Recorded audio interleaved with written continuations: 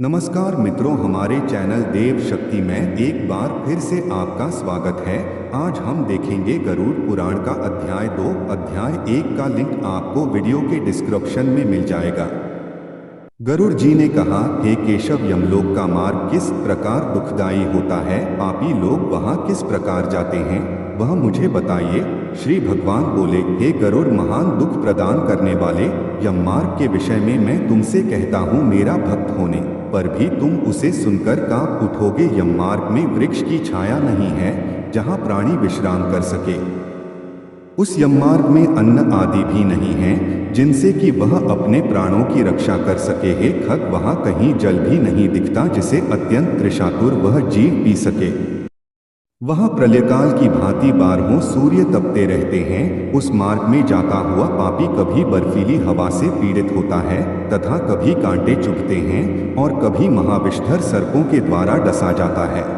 वह पापी कहीं सिंहों, व्याघ्रों और भयंकर कुत्तों द्वारा खाया जाता है, कहीं बिच्छुओं द्वारा डसा जाता है और कहीं उसे आग से जलाया जाता है। तब कहीं अति भयंकर महान असिपत्रवन नामक नरक में वह पहुंचता है, जो 2000 योजन विस्तार वाला कहा गया है। वह वन कौओं, उल्लुओं, वटों, पक्षी विशेषों, गीधों, सर्गों तथा डांसों से व्याप्त है। उसमें चारों ओर दावाग्नि व्याप्त है। असिपत्र के पत्तों से वह जीव उस वन में छिन्न भिन्न हो जाता है। कहीं अंधे कुएं में गिरता है, कहीं विकट पर्वत से गिरता है, कहीं छुरे की धार पर चलता है तो कहीं कीलों के ऊपर चलता है। कहीं घने अंधकार में गिरता है, कहीं उग्र भय उत्पन्न करने वाले जल में गिरता है, कहीं जोंकों से भरे हुए कीचड़ में गिरता है तो कहीं जलते हुए कीचड़ में गिरता है। कहीं तपी हुई बालुका से व्याप्त और कहीं धधकते हुए ताम्रमय मार्ग, कहीं अंगार की राशि और कहीं अत्यधिक धुएं से भरे हुए मार्ग पर उसे चलना पड़ता है। कहीं अंगार की वृष्टि होती है, कहीं बिजली गिरने के साथ शिलावृष्टि होती है, कहीं रक्त की, कहीं शस्त्र की और कहीं गर्म जल की वृष्टि होती है, कहीं खारे कीचड़ की वृष्टि होती है। मार्ग में कहीं गहरी खाई है, कहीं पर्वत शिखरों की चढ़ाई है और कहीं कंदराओं में प्रवेश करना पड़ता है। वहाँ मार्ग में कहीं घना अंधकार है तो कहीं दुख से चढ़ी जाने योग्य शिलाएं हैं, कहीं मवाद, रक्त तथा विष्ठा से भरे हुए तालाब हैं। यम मार्ग के बीचों बीच अत्यंत उग्र और घोर वैतरणी नदी बहती है। वह देखने पर दुखदायिनी हो तो क्या आश्चर्य। उसकी वार्ता ही भय पैदा करने वाली है। वह 100 योजन चौड़ी है। उसमें पूल, पीबमवाद और शोणित रक्त बहते रहते हैं। हड्डियों के समूह से तट बने हैं, अर्थात उसके तट पर हड्डियों का ढेर लगा रहता है। मांस और रक्त के कीचड़ वाली वह नदी दुख से पार की जाने वाली है। अथाह गहरी और पापियों द्वारा दुखपूर्वक पार की जाने वाली यह नदी केशरूपी सेवार से भरी होने के कारण दुर्गम है। वह विशालकाय ग्राहों, घड़ियालों से व्याप्त है और सैकड़ों प्रकार के घोर पक्षियों से आवृत है। हे गरुड़, आए हुए पापी को देखकर वह नदी ज्वाला और धूम से भरकर कड़ाह में रखे घृत की भांति खौलने लगती है। वह नदी सुई के समान मुख वाले भयानक कीड़ों से चारों ओर व्याप्त है। वज्र के समान चोंच वाले बड़े बड़े गीध एवं कौओं से घिरी हुई है। वह नदी शिशुमार, मगर, जोंक, मछली, कछुए तथा अन्य मांसभक्षी जलचर जीवों से भरी पड़ी है। उसके प्रवाह में गिरे हुए बहुत से पापी रोते चिल्लाते हैं और हे भाई, हे पुत्र, हे तात, इस प्रकार कहते हुए बार बार विलाप करते हैं। भूख और प्यास से व्याकुल होकर पापी जीव रक्त का पान करते हैं। वह नदी झागपूर्ण रक्त के प्रवाह से व्याप्त महाघोर अत्यंत गर्जना करने वाली, देखने में दुख पैदा करने वाली तथा भयावह है। उसके दर्शन मात्र से पापी चेतना शून्य हो जाते हैं। बहुत से बिच्छू तथा काले सर्पों से व्याप्त उस नदी के बीच में गिरे हुए पापियों की रक्षा करने वाला कोई नहीं है। उसके सैकड़ों हजारों भंवरों में पड़कर पापी पाताल में चले जाते हैं, क्षण भर पाताल में रहते हैं और एक क्षण में ही ऊपर चले आते हैं। हे खग, वह नदी पापियों के गिरने के लिए ही बनाई गई है। उसका पार नहीं दिखता। वह अत्यंत दुखपूर्वक तरने योग्य तथा बहुत दुख देने वाली है। इस प्रकार बहुत प्रकार के कलेशों से व्याप्त अत्यंत दुखप्रद यम मार्ग में रोते चिल्लाते हुए दुखी पापी जाते हैं। कुछ पापी पाश से बंधे होते हैं और कुछ अंकुश में फंसाकर खींचे जाते हैं और कुछ शस्त्र के अग्रभाग से पीठ में छेदते हुए ले जाए जाते हैं। कुछ नाक के अग्रभाग में लगे हुए पाश से और कुछ कान में लगे हुए पाश से खींचे जाते हैं। कुछ कान पाश से खींचे जाते हैं और कुछ कौवों से खींचे जाते हैं।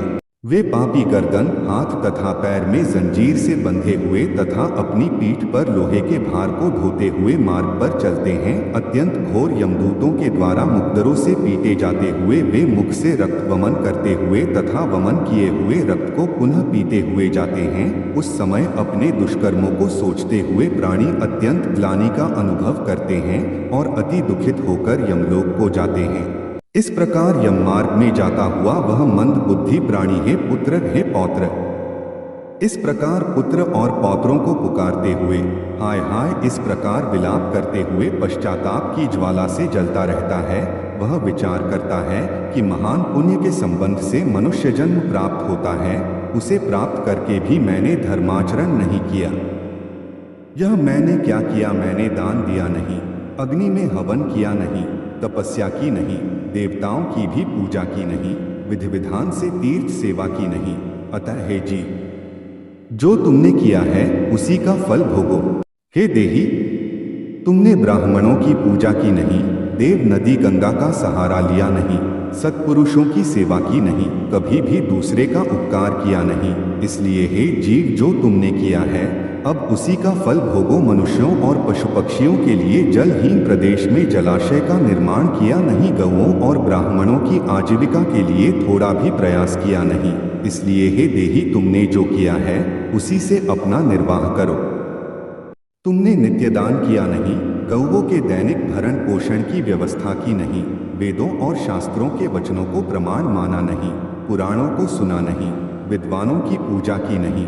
इसलिए हे देही, जो तुमने किया है उन्हीं दुष्कर्मों के फल को अब भोगो। नारी जीव भी पश्चाताप करते हुए कहता है, मैंने पति की हितकर आज्ञा का पालन किया नहीं, पातिव्रत्य धर्म का कभी पालन किया नहीं और गुरुजनों को गौरवोचित सम्मान कभी दिया नहीं। इसलिए हे देहिन, जो तुमने किया उसी का अब फल भोगो। धर्म की बुद्धि से एकमात्र पति की सेवा की नहीं और पति की मृत्यु हो जाने पर वहनी प्रवेश करके उनका अनुगम किया नहीं, वैधव्य प्राप्त करके त्यागमय जीवन व्यतीत किया नहीं। इसलिए हे देहिन, जैसा किया उसका फल अब भोगो। मास पर्यंत किए जाने वाले उपवासों से तथा चांद्रायण व्रतों आदि सुविस्तीर्ण नियमों के पालन से शरीर को सुखाया नहीं। पूर्व जन्म में किए हुए दुष्कर्मों से बहुत प्रकार के दुखों को प्राप्त करने के लिए नारी शरीर प्राप्त किया था। इस तरह बहुत प्रकार से विलाप करके पूर्व देह का स्मरण करते हुए मेरा मानव जन्म शरीर कहाँ चला गया, इस प्रकार चिल्लाता हुआ वह यम मार्ग में चलता है। हे ताक्ष, इस प्रकार 17 दिन तक अकेले वायु वेग से चलते हुए 18वें दिन वह प्रेत सौम्यपुर में जाता है। उस रमणीय श्रेष्ठ सौम्यपुर में प्रेतों का महान गण रहता है। वहाँ पुष्पभद्रा नदी और अत्यंत प्रिय दिखने वाला वटवृक्ष है। उस पुर में यमदूतों के द्वारा उसे विश्राम कराया जाता है। वहाँ दुखी होकर वह स्त्री पुत्रों के द्वारा प्राप्त सुखों का स्मरण करता है। वह अपने धन, भृत्य और पौत्र आदि के विषय में जब सोचने लगता है तो वहाँ रहने वाले यम के किंकर उससे इस प्रकार कहते हैं, धन कहाँ है, पुत्र कहाँ है, पत्नी कहाँ है, मित्र कहाँ है, बंधु बांधव कहाँ है। हे मूर्ख, जीव अपने कर्मोपार्जित फल को ही भोगता है। इसलिए सुदीर्घ काल तक इस यम मार्ग पर चलो। हे परलोक के राही, तू यह जानता है कि राहगीरों का बल और संबल पाथेय ही होता है, जिसके लिए तूने प्रयास तो किया नहीं। तू यह भी नहीं जानता था कि तुम्हें निश्चित ही उस मार्ग पर चलना है और उस रास्ते पर कोई भी लेन देन हो नहीं सकता। यह मार्ग के बालकों को भी विदित रहता है। हे मनुष्य, क्या तुमने इसे सुना नहीं था? क्या तुमने ब्राह्मणों के मुख से पुराणों के वचन सुने नहीं थे? इस प्रकार कहकर मुद्गरों से पीटा जाता हुआ वह जीव गिरते पड़ते दौड़ते हुए बलपूर्वक पाशों से खींचा जाता है। यहाँ स्नेह अथवा कृपा के कारण पुत्र पौत्रों द्वारा दिए हुए मासिक पिंड को खाता है। उसके बाद वह जीव सौरपुर को प्रस्थान करता है। उस सौरपुर में काल के रूप को धारण करने वाला जंगम नामक राजा रहता है। उसे देखकर वह जीव भयभीत होकर विश्राम करना चाहता है। उस पुर में गया हुआ वह जीव अपने स्वजनों के द्वारा दिए हुए त्रैपाक्षिक अन्नजल को खाकर उस पुर को पार करता है। उसके बाद शीघ्रता पूर्वक वह प्रेत नगेंद्र भवन की ओर जाता है और वहां भयंकर वनों को देखकर दुखी होकर रोता है। दयारहित दूतों के द्वारा खींचे जाने पर वह बार बार रोता है और 2 मासों के अंत में वह दुखी होकर वहां जाता है। बांधवों द्वारा दिए गए पिंड, जल, वस्त्र का उपभोग करके यम किंकरों के द्वारा पाश से बार बार खींचकर पुनः आगे ले जाया जाता है। तीसरे मास में वह गंधर्व नगर को प्राप्त होता है और वहां त्रैमासिक पिंड खाकर आगे चलता है। चौथे मास में वह शैलागमपुर में पहुंचता है और वहां प्रेत के ऊपर बहुत अधिक पत्थरों की वर्षा होती है। वहां चौथे मासिक पिंड को खाकर वह कुछ सुखी होता है। उसके बाद 5वें महीने में वह प्रेत क्रौंचपुर पहुंचता है। क्रौंचपुर में स्थित वह प्रेत वहां बांधवों द्वारा हाथ से दिए गए 5वें मासिक पिंड को खाकर आगे क्रूरपुर की ओर चलता है। 5.5 मास के बाद बांधवों द्वारा प्रदत्त 59 मासिक पिंड और घटदान से तृप्त होकर वह वहां आधे मुहूर्त तक विश्राम करके यमदूतों के द्वारा डराए जाने पर दुख से कांपता हुआ उस पुर को छोड़कर चित्रभवन नामक पुर को जाता है, जहां यम का छोटा भाई विचित्र नाम वाला राजा राज्य करता है। उस विशाल शरीर वाले राजा को देखकर जब वह जीव डर से भागता है, तब सामने आकर कैवर धीवर उससे यह कहते हैं, हम इस महावैतरणी नदी को पार करने वालों के लिए नाव लेकर आए हैं। यदि तुम्हारा इस प्रकार का पुण्य हो तो इसमें बैठ सकते हो। तत्वदर्शी मुनियों ने दान को ही वितरण, देना या बांटना कहा है। यह वैतरणी नदी वितरण के द्वारा ही पार की जा सकती है, इसलिए इसको वैतरणी कहा जाता है। यदि तुमने वैतरणी गौ का दान किया हो तो नौका तुम्हारे पास आएगी, अन्यथा नहीं। उनके से वचन सुनकर प्रेत हे देव सा कहता है। उस प्रेत को देखकर वह नदी खौलने लगती है और उसे देखकर प्रेत अत्यंत क्रंदन विलाप करने लगता है, जिसने अपने जीवन में कभी दान दिया ही नहीं। सी पाप आत्मा उसी वैतरणी में डूबती है। तब आकाश मार्ग से चलने वाले दूत उसके मुख में कांटा लगाकर बंसी से मछली की भांति उसे खींचते हुए पार ले जाते हैं। वहां षाण्मासिक पिंड खाकर वह अत्यधिक भूख से पीड़ित होकर विलाप करता हुआ आगे के रास्ते पर चलता है। 7वें मास में वह बहवापतपुर को जाता है और वहां अपने पुत्रों द्वारा दिए हुए 7वें मासिक पिंड को खाता है। हे पक्षीराज गरुड़, उस पुर को पार कर वह दुखद नामक पुर को जाता है। आकाश मार्ग से जाता हुआ वह महान दुख प्राप्त करता है। वह 8वें मास में दिए हुए पिंड को खाकर आगे बढ़ता है और 9वां मास पूर्ण होने पर नाना क्रंदपुर को प्राप्त होता है। वहां क्रंदन करते हुए अनेक भयावह क्रंदनों को देखकर स्वयं शून्य हृदय वाला वह जीव दुखी होकर आक्रंदन करने लगता है। उस पुर को छोड़कर वह यमदूतों के द्वारा भयभीत किया जाता हुआ 10वें महीने में अत्यंत कठिनाई से सुतप्तभवन नामक नगर में पहुंचता है। वहां पुत्रादि से पिंडदान और जलांजलि प्राप्त करके भी सुखी नहीं होता।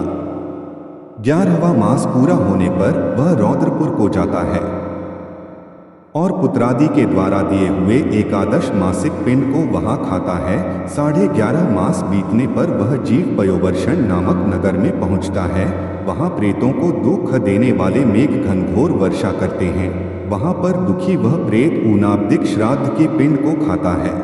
इसके बाद वर्ष पूरा होने पर वह जीव शीताढ़्य नामक नगर को प्राप्त होता है। वहां हिम से भी 100 गुनी अधिक महान ठंड पड़ती है। शीत से दुखी तथा क्षुधित वह जीव इस आशा से 10 दिशाओं में देखता है कि शायद कहीं कोई हमारा बांधव हो जो मेरे दुख को दूर कर सके। तब यम के दूत कहते हैं, तुम्हारा सा पुण्य कहाँ है? फिर वार्षिक पिंड को खाकर वह धैर्य धारण करता है। उसके बाद वर्ष के अंत में यमपुर के निकट पहुंचने पर वह प्रेत बहुभीतिपुर में जाकर हाथ भर माप के अपने शरीर को छोड़ देता है। हे पक्षीराज, पुनः कर्म भोग के लिए अंगुष्ठ मात्र के वायुस्वरूप यातना देह को प्राप्त करके वह यमदूतों के साथ जाता है।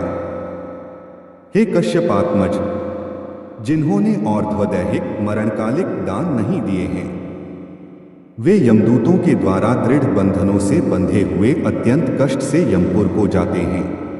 हे आकाशगामी, धर्मराजपुर में 4 द्वार है, जिनमें से दक्षिण द्वार के मार्ग का तुमसे वर्णन कर दिया। इस महान भयंकर मार्ग में भूख प्यास और श्रम से दुखी जीव जिस प्रकार जाते हैं, वह सब मैंने बतला दिया। अब और क्या सुनना चाहते हो? इस प्रकार गरुड़ पुराण के अंतर्गत सारोद्वार में यम मार्ग निरूपण नामक दूसरा अध्याय पूर्ण हुआ।